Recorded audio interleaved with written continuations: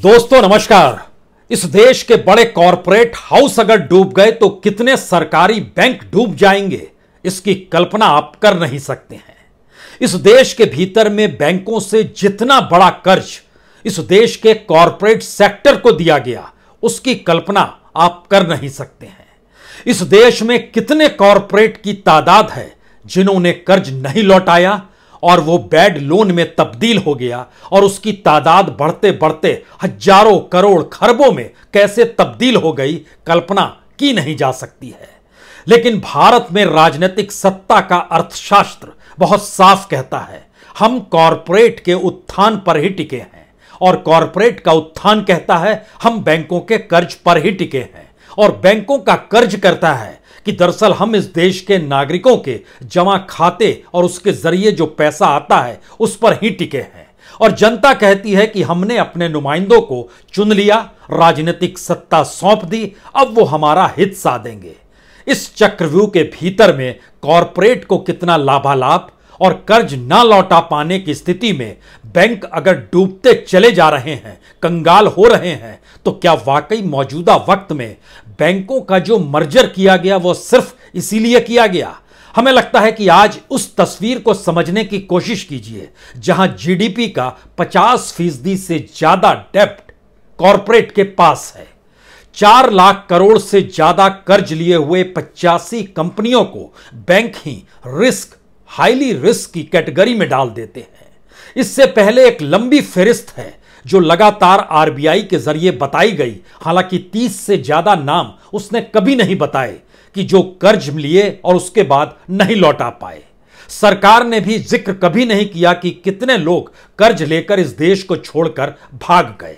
हमें लगता है कि आज बिल्कुल नई परिस्थिति में भारत की इकोनॉमी को समझने की कोशिश कीजिए, क्योंकि जुलाई के महीने में भारत ने व्यापार घाटे के तमाम रिकॉर्ड तोड़ डाले।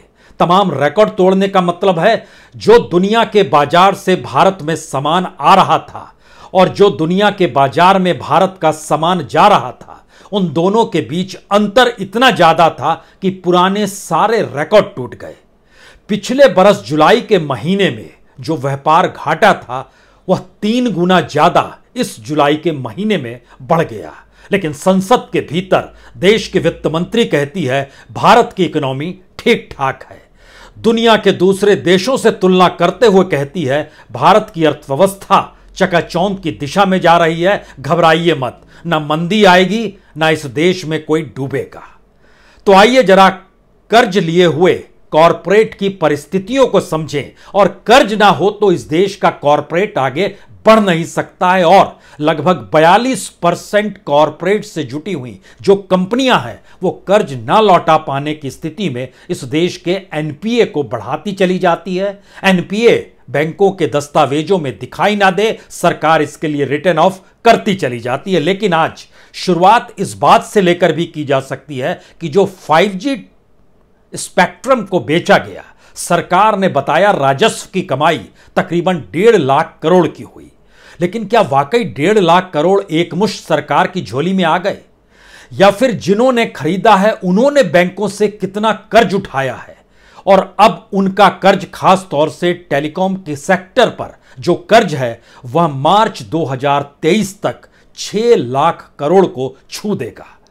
5G स्पेक्ट्रम से पहले उन पर जो कर्ज था वह 4,70,000 करोड़ का था, यानी एक झटके में 1 लाख करोड़ से ज्यादा इस 5G स्पेक्ट्रम की बोली में कर्ज और बढ़ गया। तो क्या यह लौटेगा या नहीं लौटेगा? इसके साथ एक झटका और सह लीजिए। ये जो 5G का खेल है उसमें उसका भुगतान उस जनता को ही करना है जो इन कंपनियों की ग्राहक है, जिसमें जियो है, जिसमें एयरटेल है, जिसमें वोडाफोन अपने तौर पर मौजूद है, और बाकी कंपनियां, छोटी मोटी कंपनियां भी मौजूद हैं। तो आइए जरा इस दस्तावेज को समझने की कोशिश कर लीजिए आज, क्योंकि टेलीकॉम सेक्टर से हम शुरुआत कर रहे हैं। तो रिलायंस जियो पर 1,75,000 करोड़ का लोन है, भारतीय Airtel 1,35,000 crore, Vodafone idea 90,000 crore था, जो बढ़कर मार्च 2023 तक 2,15,000 करोड़ हो जाएगा। यानी अप्रॉक्सीमेटली इन्हीं तीन कंपनियों के आश्रय लगभग 6 लाख करोड़ का सीधे सीधे कर्ज टेलीकॉम सेक्टर पर आ गया। अगला सवाल किसी के जहन में भी आएगा, इस इकोनॉमी के भीतर का वह सच क्या है जिसमें सालाना ये कितना पैसा देंगे और जनता से कितना पैसा वसूलेंगे। पहले साल मानकर चलिए जो टैरिफ रेट है उसमें 12 से 15% का इजाफा होगा। अगले बरस 20 से 25% तक यह जा सकता है, क्योंकि जो 1,50,000 करोड़ का जो टेलीकॉम सेक्टर को कर्ज का भुगतान करना है, उसके हिसाब से समझिए जो सरकार अपनी कमाई को दिखा रही है, उसमें जियो हर बरस 7,887 करोड़ रुपए देगा, एयरटेल 3,100 से 4,200 करोड़ के बीच में देगा, वोडाफोन आइडिया 1,600 से 1,800 करोड़ के बीच में देगा, और 13,887 करोड़ रुपया यही सरकार की जेब में आया, जो 1.5 लाख करोड़ एक मुश्त नहीं आता है। तो इकोनॉमी का पहला पार्ट कर्ज बैंक से लेना है। आपके पास वो बेसिक इंफ्रास्ट्रक्चर अपनी इंडस्ट्री को डेवलप करने का होना चाहिए, जिसके जरिए जब आप कर्ज लें तो आपका व्यापार फले फूले और आगे बढ़े, और आप अपने ग्राहकों से उस पैसे की उगाही कर पाने में सक्षम हो, जो कि टैरिफ रेट से होगा, और उसको चुकता कर दे। लेकिन भारत में सब कुछ इतना आसान नहीं है, और कर्ज के आश्रय कैसे चीजें डेवलप होती है, इसके ठीक पैरेलल में एक जिक्र आज अडानी का होना चाहिए। अडानी का जिक्र इसलिए बड़ा जरूरी है क्योंकि जेफरीज की एक रिपोर्ट है। उस रिपोर्ट में बताया गया कि मौजूदा वक्त में जो कर्ज है वो तकरीबन 2,20,000 करोड़ का मार्च 2022 तक अडानी ग्रुप पर इतना कर्ज है। पिछले बरस ये जो कर्ज था वह 1,55,000 करोड़ का था। तो एक बरस में छलांग लगी है और यह बढ़कर लगभग 70,000 करोड़ के तकरीबन इसका कर्ज बढ़ गया। इस 70,000 करोड़ से किस किस सेक्टर का विस्तार अडानी ने किया, यह भी समझने की जरूरत है, क्योंकि दिखाई तो देता है कि कमोवेश हर क्षेत्र में अडानी ग्रुप अपना विस्तार कर रहा है, और इसके अक्स तले इस देश की लगभग 286 कंपनियों को भी आप समझने की कोशिश कीजिएगा। क्योंकि अडानी स्पोर्ट पर पिछले बरस जो कर्ज था वो 34,401 करोड़ का था। इस बरस वो बढ़कर 45,456 करोड़ का हो गया। अडानी ट्रांसमिशन पर पिछले बरस कर्ज था 28,146 करोड़, जो इस बरस बढ़कर 30,399 करोड़ हो गया। अडानी इंटरप्राइजेस, इसने कमाल का खेल किया है। 16,051 करोड़ का कर्ज इस मार्च में बढ़कर 41,023 करोड़ पार कर गया। अडानी पावर ने जरूर अपने तौर पर चीजें, चूंकि इस देश के भीतर में एनर्जी की उपयोगिता बढ़ी, उसकी जरूरत बढ़ी, और क्लाइमेट चेंज जो हो रहा है उस वजह से भी एनर्जी की उपयोगिता लगातार बढ़ी है। कोयला दुनिया के बाजार से भारत आ रहा है, उसमें भी अडानी इसको लाभ हो रहा है। तो अडानी पावर जो पिछले बरस 52,502 करोड़ के कर्ज में दबा था, इस बरस कुछ कम हुआ और 50,416 करोड़, लेकिन बावजूद इसके इतनी बड़ी रकम कर्ज के ऊपर अडानी पावर के ऊपर है। अडानी ग्रीन, हम अल्टरनेटिव एनर्जी की दिशा में बढ़ रहे हैं, ग्रीन की दिशा में बढ़ रहे हैं। अडानी ग्रीन जब लेकर आए तो 23,874 करोड़ रुपया पिछले बरस कर्ज पे था, इस बरस वह दुगने से ज्यादा हो गया, 52,188 करोड़। जो इक्विटी रेशियो होता है वो मैक्सिमम सबसे ज्यादा अडानी ग्रीन पर पूरे भारतवर्ष में है, यह तकरीबन 50 गुने से भी ज्यादा है। इस दिशा में जब आप पैसा लगाते हैं, इक्विटी लेते हैं, फिर आप कर्ज उठाते हैं, तो यह उसकी संख्या होती है। अडानी गैस पिछले बरस 486 करोड़ कर्ज में था, इस बरस 1,099 करोड़। पिछले बरस अडानी ग्रुप के ऊपर पूरा जो कर्जा था वो पूरा कर्ज 1,55,463 करोड़ का था। इस वक्त मार्च 2022 में वह बढ़ते बढ़ते 2,20,584 करोड़ का हो गया। और इसके अलावे भी अब अडानी को कर्ज चाहिए एसबीआई से, उससे चाहिए मुंद्रा एयरपोर्ट पे उसके कुछ काम कराना है, और नवी मुंबई में एयरपोर्ट बनाना है, उसके लिए भी बैंक से ही कर्ज चाहिए। तो एसबीआई का दरवाजा खटखटाया गया, एयरपोर्ट का मामला क्लियर हो गया, मिल जाएगा। मुंद्रा पोर्ट का मसला अभी उलझा हुआ है, 14,000 करोड़ वहां से भी चाहिए। एयरपोर्ट को लेकर 12,870 करोड़ के लगभग उन्होंने बैंक से उठा लिया, जिसको रिटर्न ऑफ आने वाले वक्त में हो सकता है सरकार कर दे, और उसके इंडिकेशंस भी आने लगे हैं। तो देश की इकोनॉमी के भीतर में कर्ज कितना कैसे लिया जाता है, और अगर ये कंपनियां डूब गई तो इस देश के कितने बैंक डूबेंगे, क्या आप कल्पना कर सकते हैं? क्योंकि अब तो मान लीजिए अडानी ग्रुप का विस्तार हुआ, इस देश के भीतर में जो विस्तार हो रहा है उसमें कर्ज लेने का विस्तार होता है, क्योंकि 2016 तक अगर आप देखें, जो जेफरी रिपोर्ट बतलाती है कि सरकारी बैंकों से ही कर्ज लेकर अडानी अपने ग्रुप को डेवलप कर रहे थे। 55% कर्ज वो बैंकों से लेते थे 2016-17 तक। इसके अलावे 14% कर्ज लेते थे डीसीएम बॉन्ड। डीसीएम बॉन्ड होता है डेब्ट कैपिटल मार्केट का जो बॉन्ड है, वहां से कर्ज उठाते थे, और प्राइवेट बैंक से भी उन्होंने 31% कर्ज लिया था। यह सबसे ज्यादा है अडानीज ग्रुप को दिया हुआ प्राइवेट बैंक का भी कर्ज, क्योंकि अडानीज की निकटता राजनीतिक सत्ता से है तो कर्ज मिलने में कोई दुविधा नहीं होगी। लेकिन आज की तारीख में जो 2,20,000 करोड़ का कर्ज है, उसमें से लगभग 65-70 हजार करोड़ रुपया बैंकों से ही कर्ज लिया गया है, जो सरकारी बैंक है, पीएसयूज हैं, यानी 25% लगभग कर्ज सरकारी बैंकों से लिया गया है। 37% का डेब्ट कैपिटल मार्केट से उठाया गया है, 8% प्राइवेट बैंक से उठाया गया। प्राइवेट बैंक धीरे धीरे नीचे आ गया, यानी इन तीन जगहों से 100% 2016 में था, 73% अब 2022 में है। बाकी कर्ज जो लिया गया है उसमें 18% ग्लोबल इंटरनेशनल बैंक से लिया गया, इंटरनेशनली भी। याद कीजिए एसीसी और अंबुजा को जब खरीदा गया तो इंटरनेशनल बैंक से कर्ज अडानी ग्रुप ने लिया। कर्ज के मातहत ही चीजें डेवलप होती है, कॉरपोरेट का ये नियम है। अपना पैसा आप मत लगाइए, कर्ज उठाइए और चीजों को डेवलप कीजिए।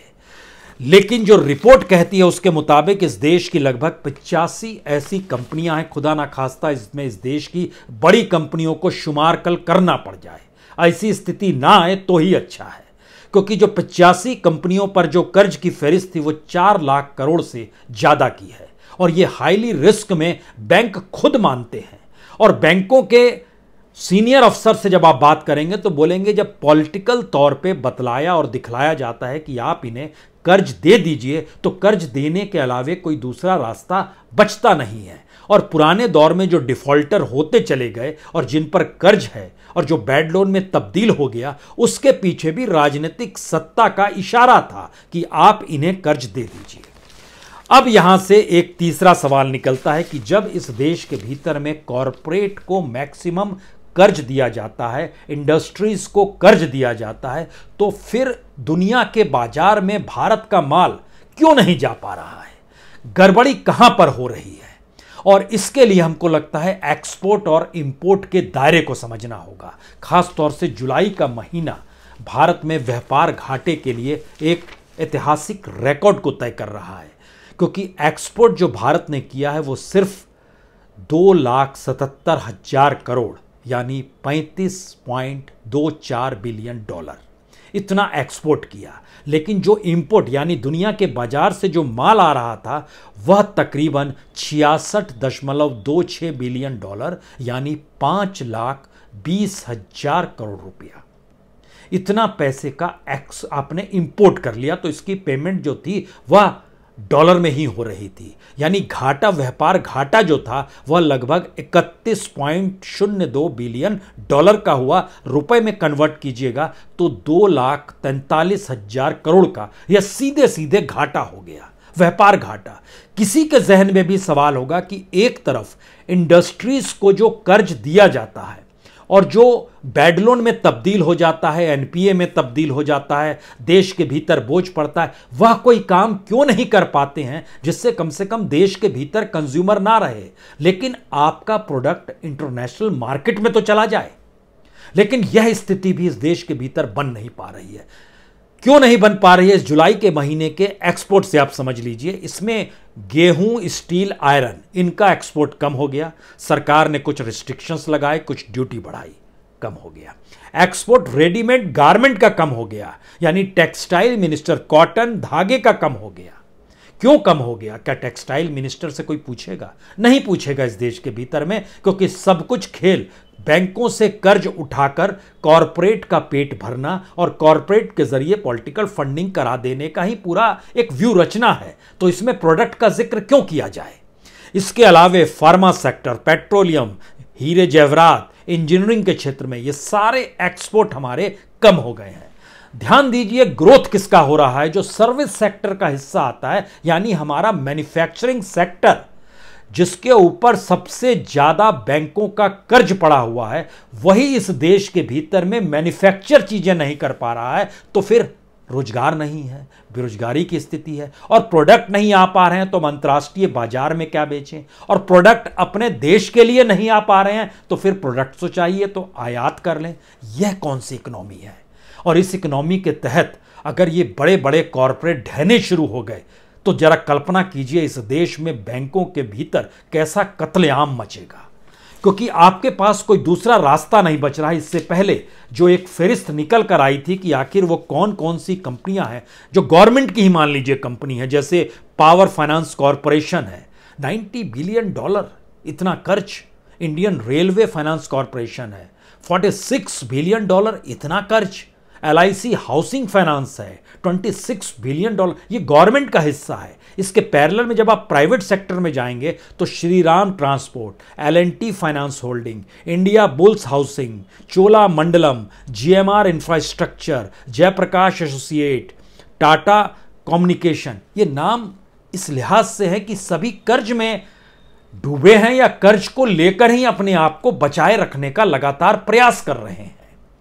इसका कोई रास्ता किसी के पास निकलता नहीं। और जब सरकार से पूछा जाता है कि जनाब आप बताइए कि जो लोग पैसा नहीं लौटाते हैं उनको लेकर आपके नियम कायदे क्या कहते हैं, और नियम कायदों के आसरे क्या आपके पास कोई उपाय बचता है? और उसमें एक लंबी फहरिस्त भी जारी होती है जिसमें पुरानी कंपनियों का अगर आप जिक्र करेंगे तो आपको याद आएगा ABG shipyard, Deccan Chronicle, zoom developers, Geetashree James, REI agro जो रिलायंस की एग्रो थी, विलियम्स डायमंड्स, रोटोमैक इंटरनेशनल। ये सारी चीज़ें क्या हैं? कर्ज में डूबी हुई कंपनियों के नाम हैं। किसी पर 1,000 करोड़, किसी पे 5,000 करोड़, किसी पर 8,000 करोड़। यह कर्ज लेकर ना लौटा पाने की स्थितियां हैं। कोई 10,000 करोड़, कोई 12,000 करोड़। और इसी को बढ़ाते बढ़ाते अगर हम अडानीज की तरफ देखें जो फिलहाल 2,20,000 करोड़ से ज़्यादा का कर्ज लिए हुए हैं, इन परिस्थितियों में जो उनका विस्तार है इस देश के बेसिक इंफ्रास्ट्रक्चर को लेकर, तो इस देश की GDP का 50% से ज्यादा अगर कॉरपोरेट के पास कर्ज के तौर पर मौजूद है तो इसका मतलब है वो बैंकों का ही पैसा उन तक पहुंच गया।